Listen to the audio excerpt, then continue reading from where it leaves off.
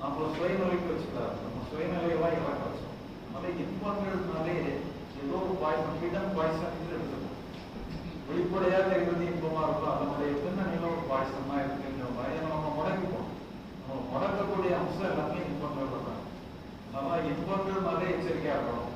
துன்பங்கள் இருந்தோம்னா துன்பங்கள் வந்து தோற்று போக வேண்டிய அவசியம் இல்லை. இந்த துன்பத்தினுடைய பின்னணியில ஏதோ நல்லது இருக்குங்கிற மாதிரி ஒரு பிளஸிங் இன் டிஸ்கேஸ்ங்கிற மாதிரி எடுத்து துன்பங்களை கூட நம்ம ஒரு சாதனையாக்குறதுக்கான முயற்சி நம்ம பண்ணோம்.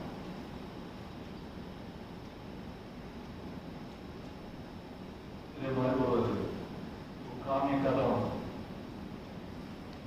அந்த கதையில என்னன்னு சொன்னா, ஒரு பெரிய பணக்காரன், அந்த ஊர்லயே அவன் தான் பெரிய பணக்காரன்.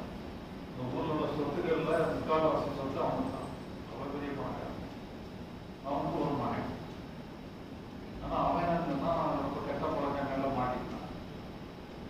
அவன் திரும்ப வந்து பார்த்து அவனுக்கு ஒரு கல்யாணம் பண்ணி வச்சு குழந்தையெல்லாம் பிறந்தாச்சு. அப்படின்னாலும் அவன் வந்து பழக்க வழக்கங்கள்லாம் இருந்து திரும்பல, மோசம் மேலும் மேலும் கட்சி பிடிச்சதாக போயிட்டு இருக்கான். இந்த சொத்து சூழ்நிலை அழிச்சுவாங்க அளவுக்கு ஆயிடுச்சு. ஒரு தாப்பன் வந்து அந்த வருத்தத்திலேயே அந்த தாய் இறந்து போறா, தாப்பனும் மரணப்படுத்திட்டு போயிடும். அப்போ அவன் படுக்கையில சொல்லிட்டு இருக்கான், இப்போ அவன் போற போட்டு சரியில்லை, நம்ம நீ நிறைய கடன் இதெல்லாம் வாங்குறான், மோசமான பழக்கங்கள்லாம் இருக்கிறான். ஒருவேளை நீ ஏதாவது ஒன்று என் காலத்துக்கு பிறகு நீ ஏதாவது எல்லாத்தையும் விற்ற மாதிரி இந்த வீட்டையும் விற்கிற மாதிரி இருக்கிறாப்பா. இந்த வீடு வந்து பாரம்பரியமான வீடு. அப்படி இந்த வீட்டையே விற்கிற மாதிரி ஒரு சூழ்நிலை வந்துன்னு சொன்னா, உனக்கு சில ஏற்பாடுகள் ரூம்ல பண்ணி சேர்றேன், அந்த அளவுபடி நான் நடந்துட்டேன்னு சொல்லி ஒரு ரூமை காட்டிட்டு அவன் இறந்துட்டாரு. இவன் அதான் மைண்ட் பண்ணால, சரி இவன் நடக்கிறது சொல்றான், அதே மாதிரி எல்லாத்தையும் செலவு பண்றான், இவங்க கையில் எடுத்து காசெல்லாம் முடிச்சு நிறைய கடன் அப்படியெல்லாம் ஆகி பிற சொத்துலாம் விட்டு எல்லாத்தையும் அடிச்சுக்கிட்டே இருக்கான்.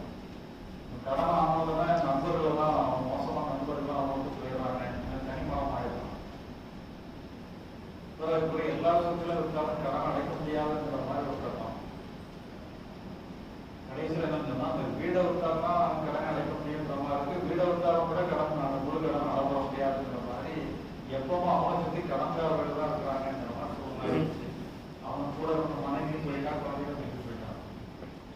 நீ தனியா உட்கார்ந்து இருக்கிறான், வீட்டை விற்கிறதுங்கிற முடிவுல இருக்கிறான். அப்பதான் அவனுக்கு திடீர்னு நினைவு வருது, வீடை விற்காதப்பா, வீடை விற்கிற மாதிரி ஒரு சூழ்நிலை வந்து சொன்னா அவனுக்கு சில ஏற்பாடு பண்ணி சொல்லுவேன் சொல்லி சொன்னாங்க.